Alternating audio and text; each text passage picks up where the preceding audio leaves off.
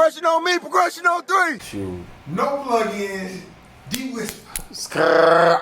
You already know what's happening, fam. Only one, fam. First of his name. How you feeling, bro? I'm good, bro. Man, life got everybody screwed up. You got the gold all on you up there, bro. I like that shirt. That's a real nice shirt you got. Man, on, some bro. nigga called King Spencer, bro. Tulsa the progression, fam. Salute, brother. Yeah, that guy go hard, fam. Bro, we're gonna jump straight into the obvious first, bro. Let's discuss the accent, bro. Is this accent fake? No, I wish it was, man. But it's not. I'm from really Nigerian. I'm from Nigeria, born, raised.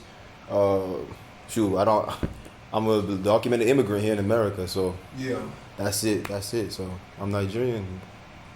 That's nice, bro. So when did you come to America? 2015. I came in to go to college. I was about 17 years old. You can do the math on that. And then, I came down before too, around 2002. But I went back to Nigeria, did my middle school, my high school, all in Nigeria. Yeah.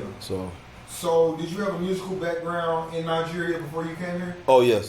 So I first hit the booth in Nigeria when I was 14, and then when I first hit the booth there, I did a little remix on an Adele song, using her as a sample in Hometown Glory, and that got on like the upcoming artist in my city on the radio, and that's when I was really trying to take it off. But with Nigeria is a lot of control. You gotta go to school, focus on your school, So my parents started getting involved, so I just kind of just quit it after some time until I came to America. Then I started taking off again. Straight up.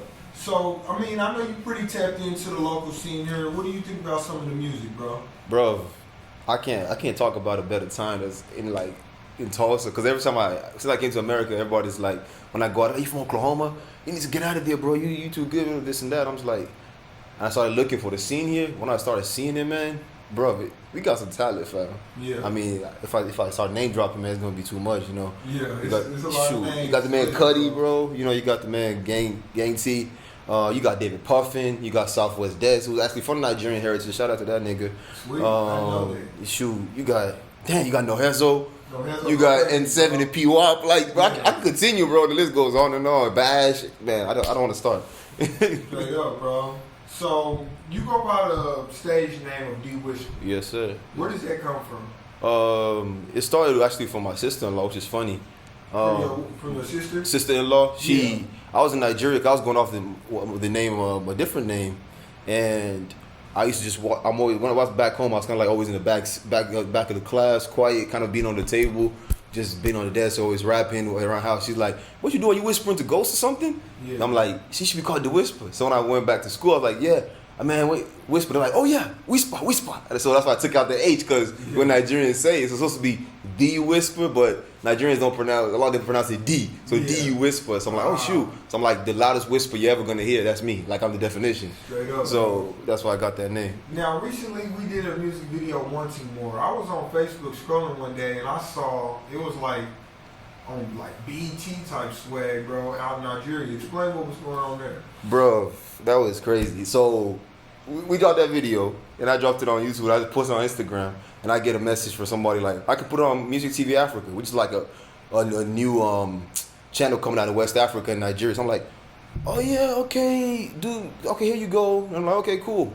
I thought he was capping, bro. Yeah. So next thing you know, I'm like, "What's it gonna be on?" It's like, you know how you got your Cox and all that over here in America. They have the DSTV and these channels, these cable channels, and they're on cable. I'm like, "What is it gonna be on?" Like 2 p.m. I'm like, "Cool, let me tap in my niggas back home and tell them this is gonna be on." I'm like, I tap in. I'm like, but don't forget, bro, the video goes on, and you know they gotta do the little things they gotta do for us. It's a satellite television, but it comes on, man. I see my sister bro sent me a video, and I just see like my mom and dad going crazy, like they can't believe I'm on TV. Like these people like going crazy because I'm not been in Nigeria in 5 years, and here I am. Next thing they do, they see their son on TV. Yeah. Like that just brought me closer to like they feel like it was impossible. My mom was like, "They told me to do music, now I'm doing this. I saw this on TV," and it was like yelling, bro. And I was just like, bro, and you guys see that Tulsa the progression and all that at the end of the video in Nigeria. So that's just sick, and go crazy, it's sick, bro. And now they're asking like, what's next? Like they're asking for MTV Base Africa to take the video. So that's gonna be the full uncut video. Is gonna be on. It's probably on MTV Base Africa before the end of this year. So that's question, bro.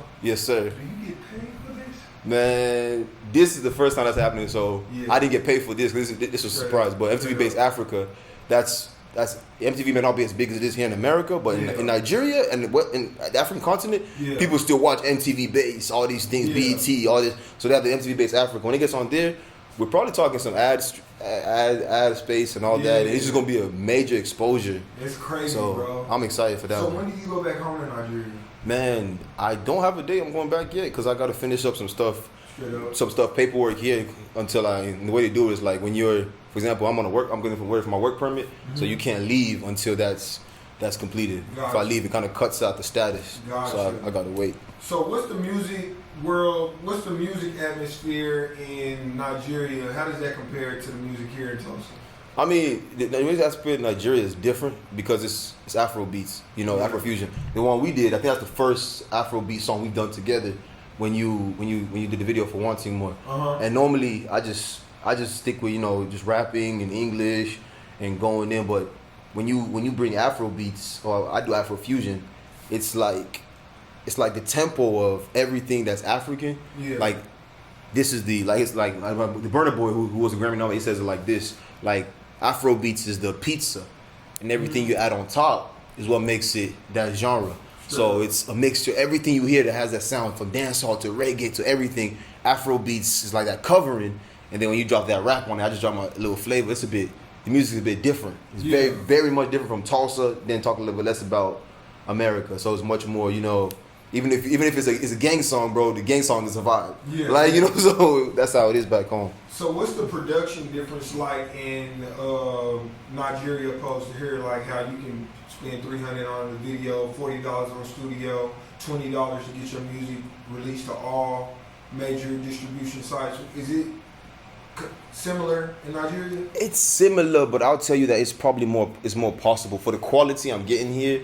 Not to brag, you people like you, Hot Sauce, and them. It's just like the quality I'm getting here for somebody who's upcoming in Nigeria to get that quality wouldn't be able to afford it. Yeah. So I was talking to J Beats, and he said that's my engineer, and production wise, he produces me. It's good, and it puts me right at the quality where it's enough to be on radio back home. But an upcoming artist trying to do that wouldn't be the same for them. You get me? Because the what they call it, the conversion rate. So for $1 equals 355 naira, which is Nigerian money. So if you want to spend $300 on a video, 300 times 355 naira. So we're talking nearly 400,000 money for them. So how is an upcoming artist going to come up with 400,000 in that currency? So the quality is probably going to be iPhone quality with the video. Yeah. So me, I already look like, oh shoot, I'm that next level. That's why they could pick up my video from that we shot and put it on national television with the main boys. That's big though, bro. Yeah, it was crazy because after my video they had like David Owen, Wizkid on. Yeah. You know these names. These are Grammy nominated BET artists. So it's like, but then they're just seeing, oh snap, it's a new artist in America that we don't know that's Nigerian. That's all they're seeing. So that was crazy. Hopefully you can have some big tours set up when you go back home. Amen to that. That'd be crazy. Yes, sir. So what genre would you say your music is? Ooh. Okay, I'll say first. I'll just say hip hop, Afro Fusion. I'm a hip hop artist. Afro Fusion. And Afro Fusion. I don't think I heard that term before. Explain that. I feel like everything I do, because I'm Nigerian, is African music. Yeah. So now that I'm influencing, with the rap style from America, it's now a fusion. So did you come up with that term? It actually came up by Burna Boy. Okay. Because Burna Boy, he went to England, he came to America. He's a Nigerian artist, and he does a mixture. So everything he does is, if you rapped on a Nigerian beat, you're still American. Yeah, so it becomes a mixture of both. So it's like so that's Afro Fusion. So if I'm over here like, because I switch up my accent a lot. Yeah. So I can rap, like you did Chasing Dreams for me. I rap. Normally you wouldn't even know, but I can come around and put in my language on there. So now what have I done there? I've changed the American beat to an African style, so it's automatically an Afro Fusion style. How many languages can you speak, bro? I speak 2 right now, and I'm trying to learn 1 more to add to it. So I speak, obviously, okay, if you want to add English, that's 3. So English, I speak Pidgin, and I speak a little bit of Hausa, which is one of the native languages back home in Nigeria. And then Pidgin. What's the second one you said? Pidgin English. It's it's like a broken type of English spoken back home. Okay. So basically when the colonizers came, teach us English, we found a way to take the language and break it and make it with slang so that they will understand. Like speaking in code, and it's like a street tongue. Every Nigerian can speak that. Gotcha. Because we have like 250 languages, so you gotta have some that everybody can understand. If not, you're gonna be lost. Like, so that's one of them. So what's some of the stuff that you gonna talk about in your music, bro? Man, I go in from anything from just dealing with with depression, anxiety. I go in to talk about the college experience. Yeah. Just being a college student. I go in to talk about just turning up as like a regular dude, like going to the club and you have $20 and you try to I'm stupid with it, I'm like, you got $20, but you want to throw them stats. I don't got no bands, but I got $20. How we gonna enjoy $20? And then I'll go around and mess around and do just a simple, an African song, bro, just talking about literally anything. Just going back home. How's it back home? Oh yeah, you're in America. Oh yeah. And it just kind of contrast it. Yeah. That's how my music is gonna go. But I try to make it as real and realistic as possible. So if this is somebody's first time ever hearing you or seeing you and they want to look into some of your music, what's the first song that you would suggest to them? I say going to Chasing Dreams. Do it. Okay. Chasing Dreams. Going to that, you hear the deep side of me. Then mess around and just turn around, go to Wanting More. Mm-hmm. Shoot, then you just hear the difference. Like you're like, oh, this is Africa. Oh, dude, he's going to his fields here. Then go around and go to Baguette. That song, Pull Up on You. We need to shoot that video, bro. In Cali or Florida, we need to shoot that ASAP, bro. You definitely got flavors, bro. You definitely got flavors. No. Who are some artists that kind of inspire you? Man, I don't know if you believe this, but it's funny. I don't. Nobody's laughing at me, bro. Eminem inspired me a little bit. Growing up, they actually. Why you say that? Some people say he's the greatest of all time. Because as a black dude, bro, claiming a white rapper in some form, it gets people to. Yeah, you get people pissed off. Like my brother told me, don't you ever say that. When you go to, because my brother's in America, bro. He was like, before I came, he's like, don't you ever say that in America, bro. You'll get messed up. And I was just like, you know what I'm saying? I'm like, all right, cool. But like when I was little, I didn't always have a bass voice. Yeah. I used to rap fast. So it was like, oh, Eminem. That's what they called me. Nigerian started. So I got into Eminem really deep. Then I got into M. Then definitely J. Cole, Kendrick, Kanye. When old Kanye, man, that it was going in. Lil Wayne, bro, after that Carter 3, for that period, that's when I really got onto Wayne, Jay-Z. Then going back to Nigeria, bro, someone like Burna Boy. Yeah. Burna Boy, I gotta meet that guy one day. I still see him in Dallas, man. I missed that concert. Burna Boy is a big expiration when it comes to Nigeria. Yeah, sweet. Yeah, he's Grammy nominated this year. BT Artist of the Year. He's from your area? From my area, from the Dirty South. Yeah, because Nigeria we say South. So we're all from the South. He's from Rivers, I'm from Cross River. Okay. So literally it's like the same, but it's just literally water parts us. Because that's what we say, we're very literal with our names. Rivers, Cross River. So you cross the river and see us. Yeah. So it's right there. So is Nigeria, is it like a state in Africa? Funny thing is, that's a lot of mistake. Africa's a continent, so Nigeria's a country. One the western part of Africa. Got it. So that's another thing that I'm kind of trying to bring to justice in my music and my personnel is getting our black brothers and sisters. I'll say Africans in the diaspora because that's what I call it. Like with the diaspora, you guys are outside of home to start understanding more about home and bringing you guys back and connecting the dots and let's know like how much is the Western world hid so much and covered up so much that people don't know about it. You ask who goes to Africa for holidays.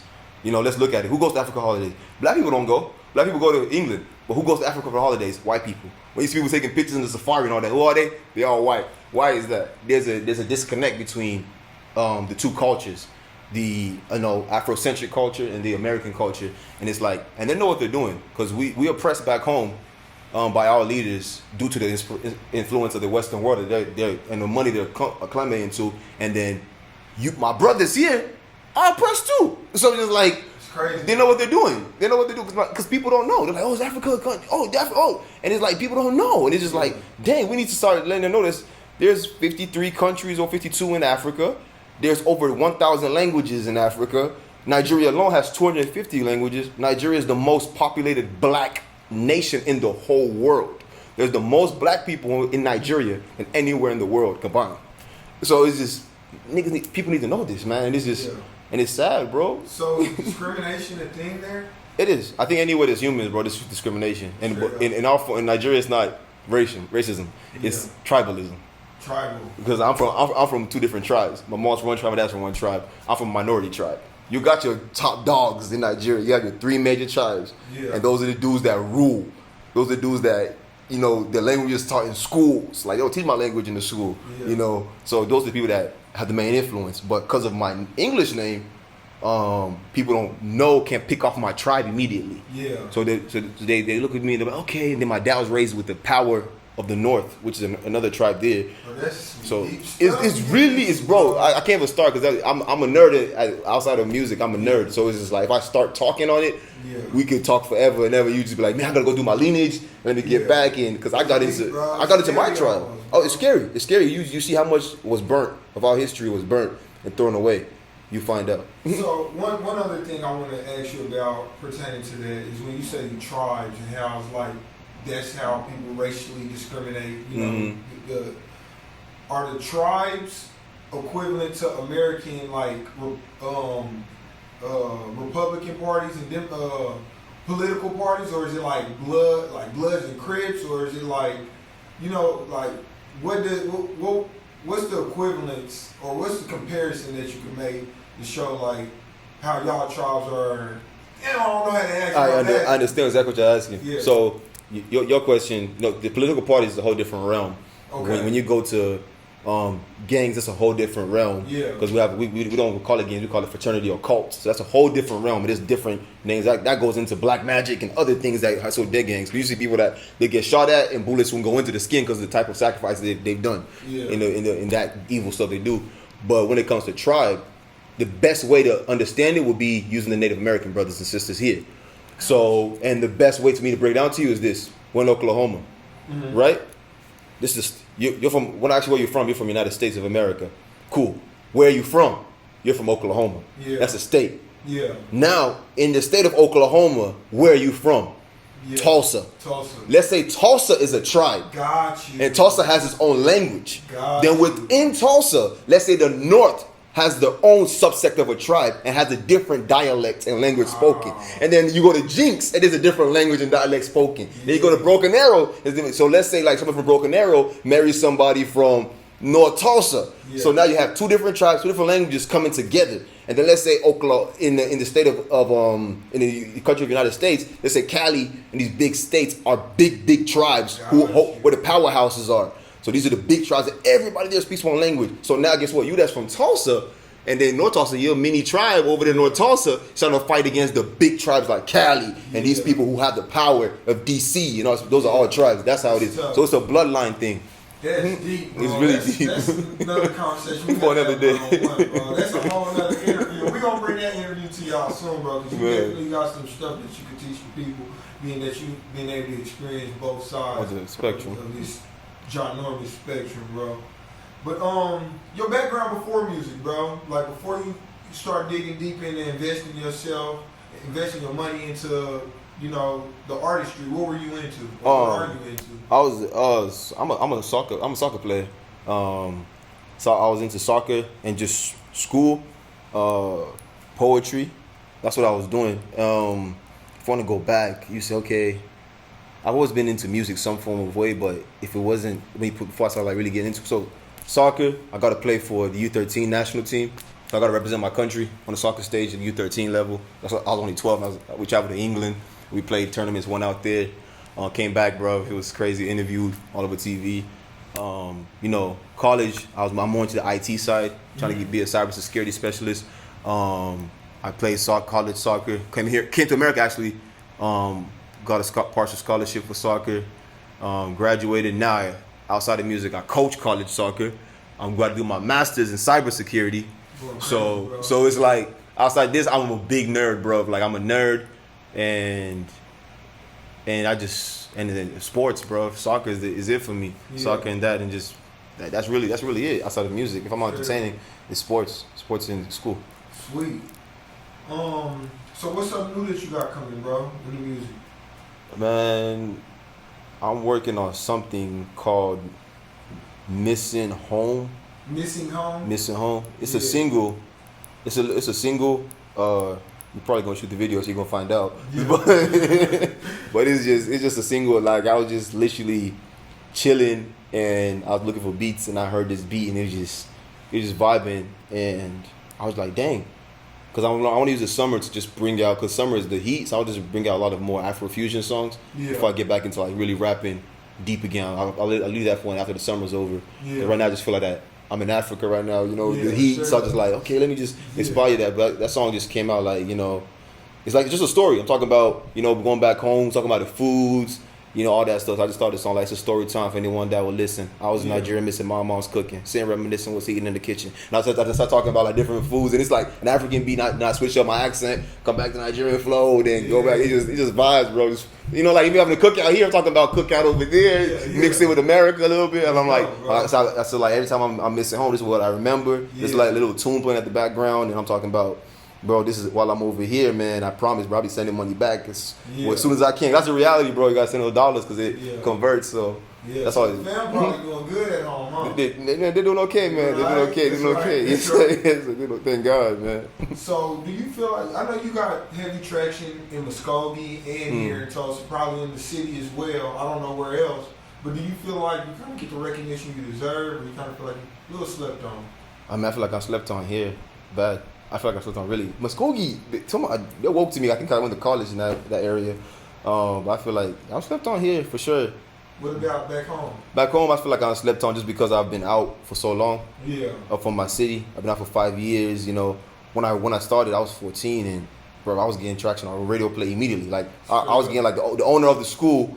I know my principal, because Nigeria, teachers flug you. They can whip you. So like the teacher would flug me if I don't go perform when somebody big comes in. It's called plugging. Yeah, because they use wood sticks and like whip you up. So like they were like telling me, what was you doing? I said, yes, man. Like, go perform. Go and rap. And I'm like, they want me to rap, bro. For people, and like literally the owner of the school, like literally give me money when I was in school. So it was like big deal. Everybody knew me. Like I was on radio. They're like, tell me which school you go to. They always want to like brag with me and all that. So it was like I was really going, bro. I was really moving places. Like that's when Wizkid just came out. Yeah. David O, these guys just came out. Opportunities were there. I always had the opportunity to work with some of the big artists. Yeah. But it's just like parents, bro, back home. They're like, sit down, go to school. So like, I had the opportunity not to be slept on there, but now to gain that trust back and like, oh, bro, I'm still with you guys. I'm still from ABJ, man. Straight up. That's What's it. ABJ? Abuja. That's my hometown. Yeah. Is that like where y'all throw that up? Yeah, I don't know how to throw that up, bro. I don't know how to throw that ABJ, bro. Yeah. I don't know how to throw ABJ.